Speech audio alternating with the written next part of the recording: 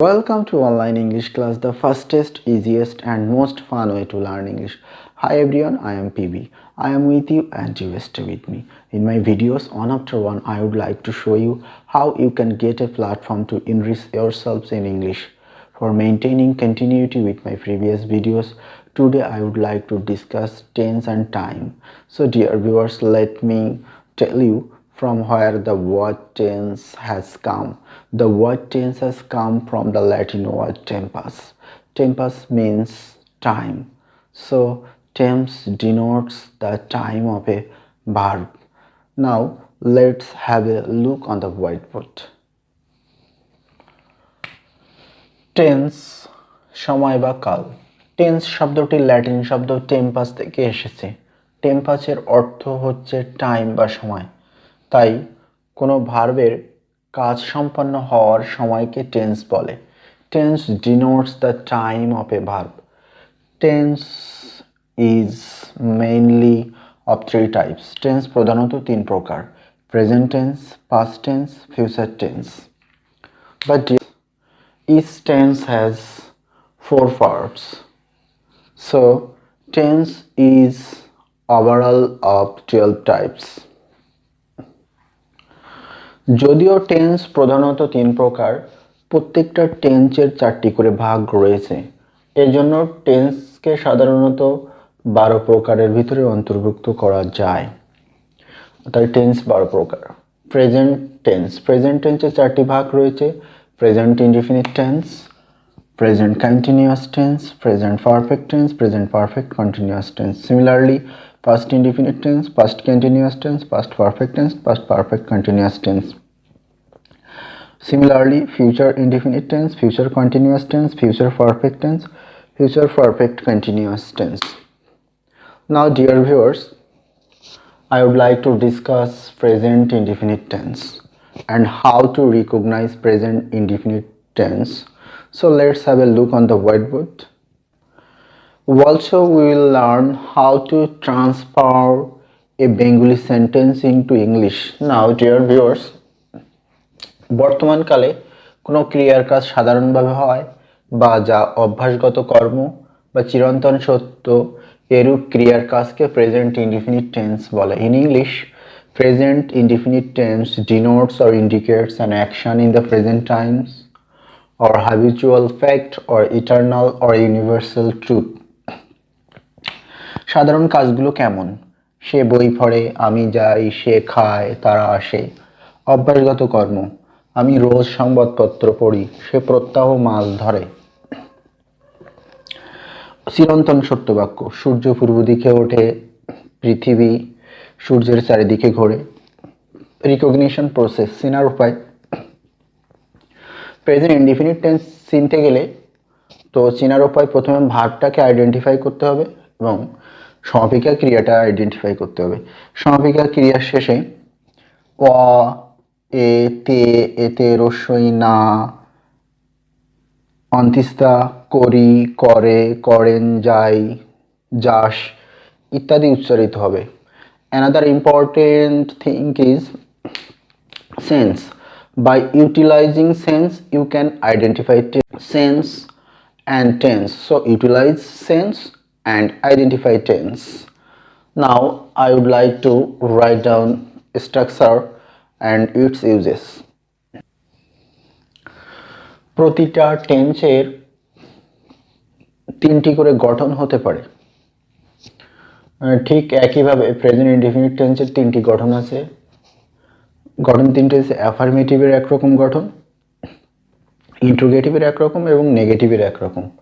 আমরা একটু অ্যাফার্মেটিভের গঠন দেখি। সাবজেক্ট প্লাস ভার্বের present form plus object plus extension.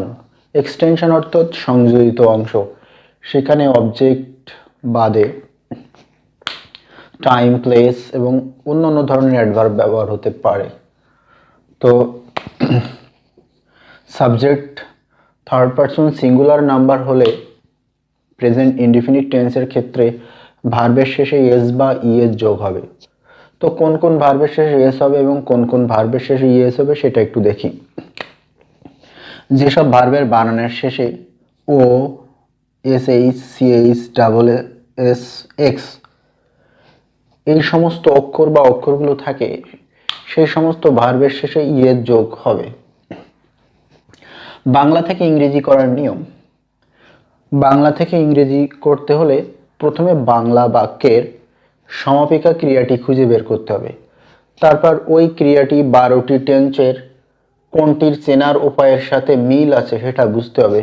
প্রত্যেকটা টেন্সের আলাদা আলাদা চেনার উপায় আছে, তো দেখতে হবে ওই সমাপিকা ক্রিয়াটি ওই 12টা টেন্সের কোনটির চেনার উপায়ের সাথে মিল হয়। যে টেন্সের সঙ্গে মিল হবে, যে টেন্সের চেনার উপায়ের সঙ্গে, সেই টেন্সের গঠনটি মনে করতে হবে, তারপর ইংরেজি করা শুরু করতে হবে। তবে আরেকটা জিনিস মাথায় রাখতে হবে যে বাংলা বাক্যটির সাবজেক্ট অবজেক্ট ভার্ব এবং সাবজেক্টের পার্সন ও নাম্বার একটু মাথায়। বাংলা থেকে ইংরেজি করার জন্য আমি এখানে দুটো বাক্য লিখেছি। এই বাক্য দুটো হ্যাঁ বোধক, না বোধক, না প্রশ্নবোধক সেটা জেনে নেব। আমি স্কুলে যাই, সে বই পড়ে। তো এখানে এই দুটো বাক্য দ্বারা কোনো কিছু স্বীকার করা হচ্ছে, তাহলে এটা অ্যাফার্মেটিভ সেন্টেন্স।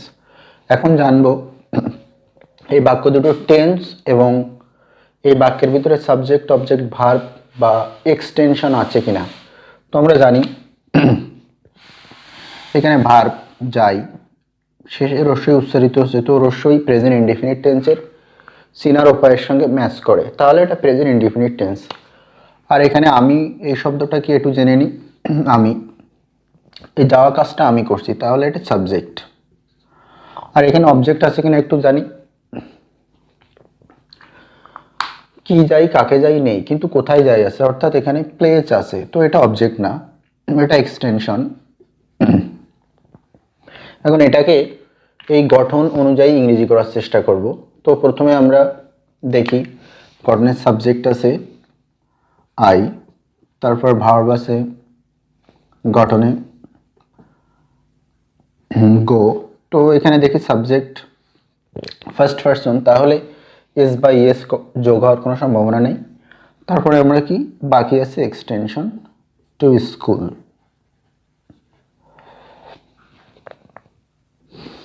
একইভাবে এই বাক্যটার ক্ষেত্রে ভার্ব পড়ে, পড়ে পরযুক্ত এ, সুতরাং এ প্রেজেন্ট ইনডিফিনিট টেন্সের চেনার উপায়ের ভিতরে আছে এবং এখানে এই পড়া কাজটা করছে সে, সাবজেক্ট, এবং কি পড়ে, বই, অবজেক্ট। তাহলে আমরা এটা এখন এই গঠন অনুযায়ী এটা কাজ করার চেষ্টা করব। হি বা সি, তারপর ভার্ব রিড। এখন এখানে একটা জিনিস খেয়াল করব, এই হি বা সি এটা কিন্তু থার্ড পারসন সিঙ্গুলার নাম্বার, তাহলে ভার্বের শেষে এস বাই এস হবে। তো আমরা দেখি এই ভার্বের শেষে ডি আছে, তো O S H C H S S X কোনো কিছু নেই, তাহলে শুধুমাত্র এস হবে। তারপর কি পড়ে, এখানে অবজেক্ট আছে বই, তো মানুষ একসঙ্গে অনেকগুলো বই পড়তে পারে না, একটা বই পড়ে, এ বুক। একইভাবে আরেকটা বাক্য লিখি, সে মাছ ধরে। সো এখানে ধরে, ধর প্লাস এ প্রেজেন্ট ইনডিফিনিট টেন্সে সেনার উপায়ের ভিতরে এ আছে এবং সে সাবজেক্ট, মাছ অবজেক্ট। তো আমরা একটা ইংরেজি করি, she catch C A T C H. এখন খেয়াল করি she third person singular number এবং এই ভার্বের শেষে সি এইচ আছে, তাহলে ম্যাচ করছে আমরা এদের শেষে এই ভার্বটার শেষে ইএস হবে, প্লাস অনেকগুলো মাছ হতে পারে, ফিশেস। সো এখানে অবজেক্ট ফিশেস কি ধরে, মাছ ধরে। এখন আমরা একটু নেগেটিভ সেন্টেন্স এবং ইন্টারোগেটিভ সেন্টেন্সের গঠন এবং বাংলা থেকে ইংরেজি করা দেখব। নেগেটিভ সেন্টেন্সের স্ট্রাকচারের জন্য আমরা খেয়াল করি subject plus do oblique does, does ব্যবহৃত হবে।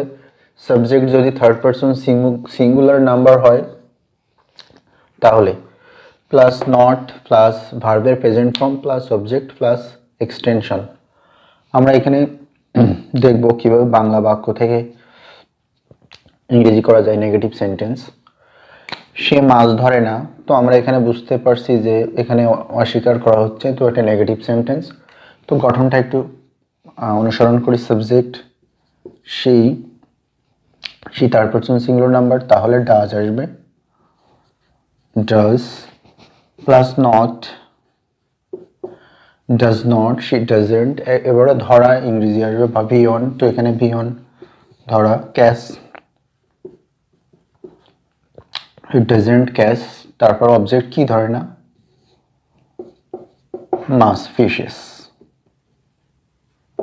তো আমরা এখানে দেখলাম এই বাক্যটা কিভাবে নেগেটিভ করতে হয়। তো এবার এই পরের বাক্যটা দেখব, তারা কাজ করে না। একইভাবে একটা নেগেটিভ সেন্টেন্স, কাজ করে না, অস্বীকার করা হচ্ছে। তো এখানে সাবজেক্ট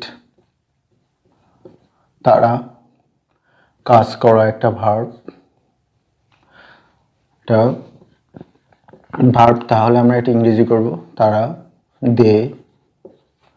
তো দে যদিও থার্ড পারসন, তবু এটা প্লুরাল। তো প্লুরালের ক্ষেত্রে আমরা তো আর ডাজ নিতে পারবো না, ডু নেব, ডু। তারপরে নট, আর কাজ করে ইংরেজি work, they do not work. এটা হয়ে গেল। এখন আমরা ইন্টারোগেটিভ সেন্টেন্স দেখব। তো ইন্টারোগেটিভ সেন্টেন্সের গঠনে রয়েছে do oblique does, third person singular number হলে ডাজ প্লাস সাবজেক্ট প্লাস বিয়ন। সব ক্ষেত্রে এক্ষেত্রে ভিয়নের সঙ্গে এস বে এস কোনো কিছুই হবে না, প্লাস অবজেক্ট প্লাস ইএক্স এবং একেবারে শেষে প্রশ্নবোধক চিহ্ন। তো আমরা এখানে দুটো বাংলা সেন্টেন্স লিখেছি, এগুলো কীভাবে ইংরেজি করা যায় সেটা একটু খেয়াল করব। সে কি মাছ ধরে, প্রশ্নবোধক বাক্য।